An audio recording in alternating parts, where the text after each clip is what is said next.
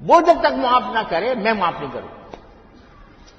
اس لیے فرمایا گیا کہ غیبت زنا سے بھی زیادہ، زناکاری سے بھی زیادہ بدتر چیز ہے. اب اگر کوئی ہم عام طور سے کوئی بھی مجلس ایسی جاتی ہوگی جس میں کسی کی غیبت نہ ہوتی، اللہ بچائے، اور بعض اوقات جب غیبت کرتا ہے کوئی انسان تو کہتا ہے میں تو اس کے منہ پہ کہہ دوں، اس کے سامنے کہہ دوں.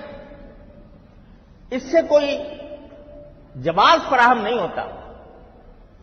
اس لیے کہ رسول کریم صلی اللہ علیہ وسلم نے جو تعریف فرمائی وہ یہ ہے کہ تم اپنے بھائی کا ایسا ذکر کسی مجلس میں کسی جگہ اس طرح کرو جو اسے ناگوار ہو، چاہے سامنے کرو چاہے پیچھے کرو، تو اس سے کوئی فرق نہیں پڑتا. لہذا یہ کہہ دینا کہ میں تو اس کے منہ پہ کہہ دوں، اس سے کوئی جواز فراہم نہیں ہوتا غیبت. دوسری بات یہ ہے کہ رسول کریم صلی اللہ علیہ وسلم نے ایک چیز واضح فرما دی ہے. جب آپ نے یہ فرمایا کہ غیبت اس کو کہتے ہیں کہ تم اپنے کسی بھائی کا تذکرہ ایسے انداز سے کرو کہ جو اس کو ناگوار ہو، برا لگے، یہ غیبت ہے. تو ایک صحابی نے پوچھ لیا کہ یا رسول اللہ، اگر میں کسی کی ایسی برائی بیان کر رہا ہوں جو اس کے اندر ہے، یعنی جھوٹ نہیں بول رہا، غلط نہیں کہہ رہا، باقی اس کے اندر وہ برائی ہے اور میں کہتا ہوں کہ برائی، کہ وہ اس کو برا کہتا ہوں، تو آپ نے فرمایا کہ اگر اس میں وہ برائی ہے جو تم بیان کر رہے ہو تب تو یہ غیبت ہے، اور اگر وہ برائی اس میں نہیں ہے اور پھر تم کہہ رہے ہو تو یہ بہتان ہے، گویا ڈبل گناہ ہو گیا. اگر اس میں برائی وہ نہیں ہے اور تم کہہ رہے ہو برائی ہے تو غیبت ہی نہیں رہی، صرف بہتان بھی ہو ساتھ ساتھ.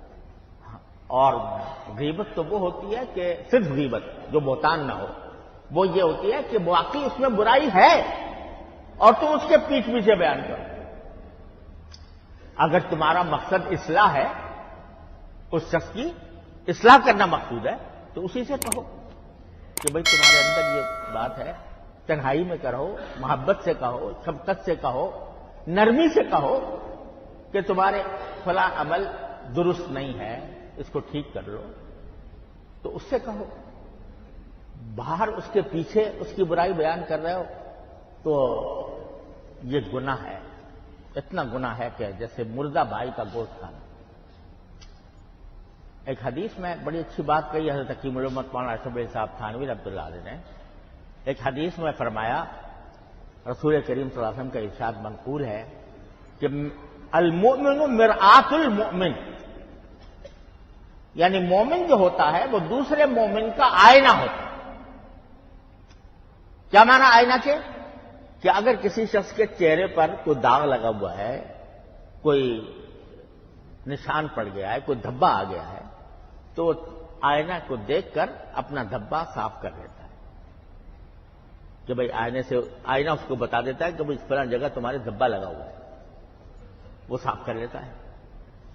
ایسے ہی ایک مومن دوسرے مومن کو اگر اس کے اندر کوئی دھبا ہے، اس کے اندر کوئی غلطی ہے، تو اس کو پیار سے محبت سے بتا دیتا ہے کہ بھئی یہ غلط بات ہے، اس سے تم اپنے آپ کو علیحدہ کر دو.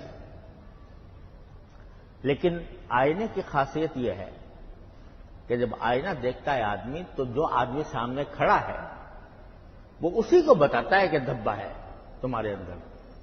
وہ آئینہ دنیا کو جا کے نہیں کہتا پھرتا کہ بھلا میں یہ دھبا ہے، دنیا کو جا کر کہتا نہیں پھرتا، وہ اسی کو بتاتا ہے جو سامنے کھڑا ہے. تو یہ مثال دی ہے رسول کریم صلی اللہ علیہ وسلم نے یہ بتانے کے لیے کہ اگر کسی کی کوئی خرابی کو اصلاح کرنا چاہتے ہو تو اسی سے کہو، نہ یہ کہ دوسری جگہ بتاتے پھرو کہ اس میں یہ خرابی. تو اس لیے اللہ بچائے یہ ہمارے معاشرے کے اندر بہت زیادہ پھیلی ہوئی ہے. اللہ تعالی ہمیں اس سے بچنے کی توفیق عطا فرمائے.